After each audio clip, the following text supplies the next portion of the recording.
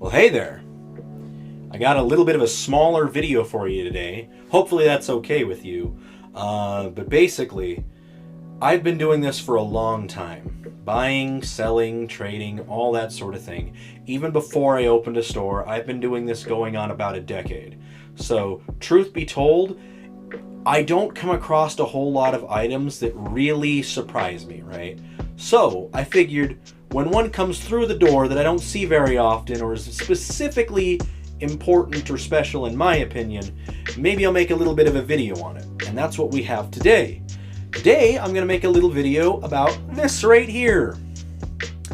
Now, depending on who you are, depending on your level of knowledge, this might be setting off some neurons in your head. So we're going to talk about it for a second here.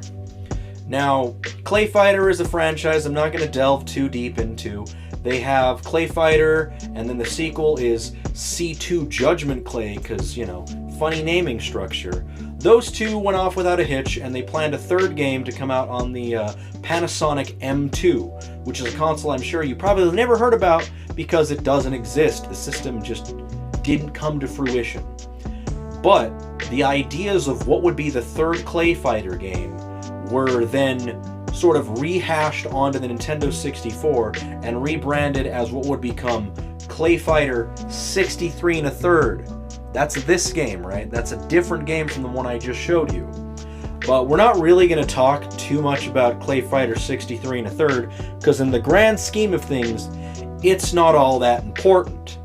This one is important. Now in a second here, I'm going to cut to some B-roll footage of me opening up and just showing you the boards of these. So if you're buying a ClayFighter Sculptor's Cut, just make sure it looks a little bit like this. I'll stop talking for a minute. You can just watch this whole thing. I'll be back with you in about 30 seconds or so.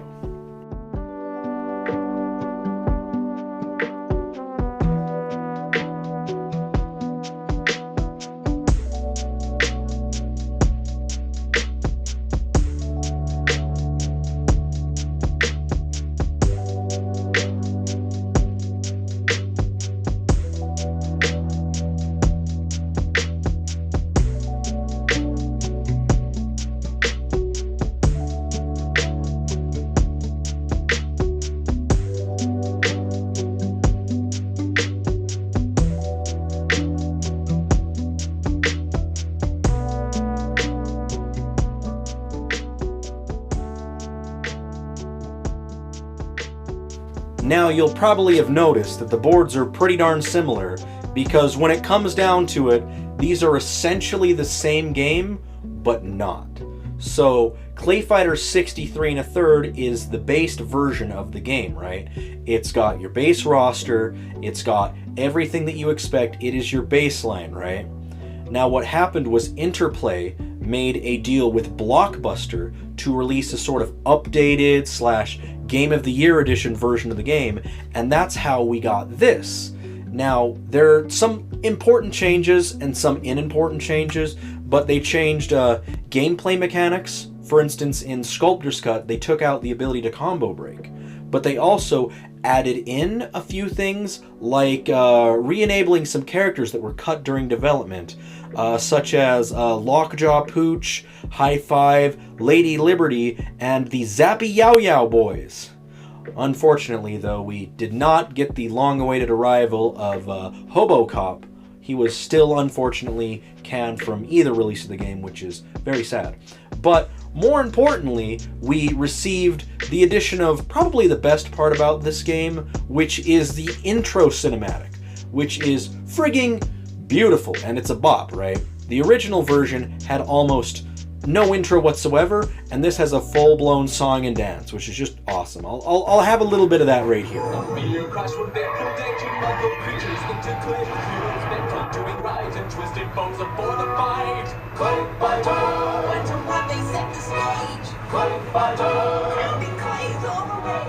Now, why am I showing you this? Why does this matter at all?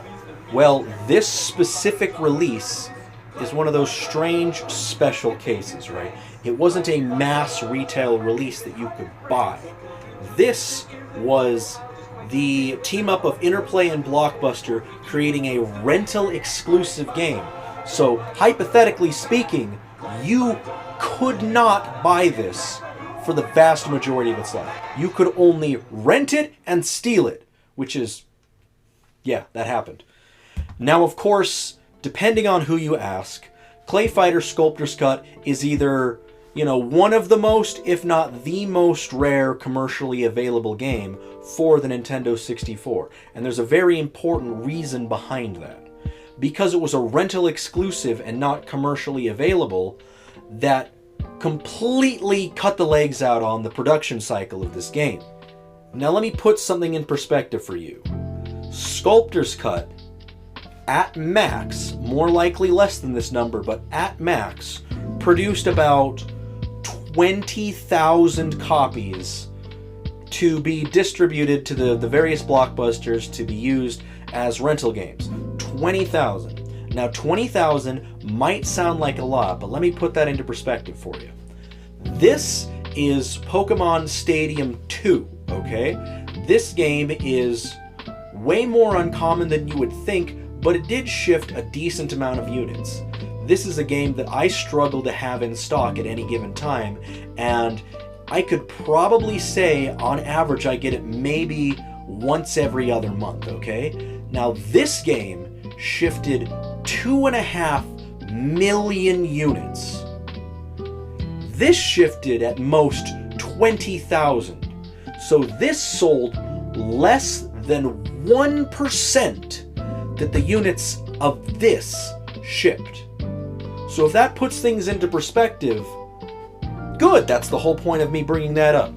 So, with all that in context, if you are one of those lucky people that bought this when your local Blockbuster retired it, or, more reasonably, if you were one of the people that rented it and just forgot to bring it back into the store, you got a pretty good item on your hand there, because these things, as of this exact moment in time, it could fluctuate, this goes for around $1,000. Loose, of course. Complete, that's a whole different story. But, cool, huh? Now, if you don't mind, I'm gonna go sell this, because, like, personally, I don't have time to keep this level of an expensive game in my personal collection. I'd rather find it a home of somebody who would truly enjoy it, or is going for a full set, more than likely.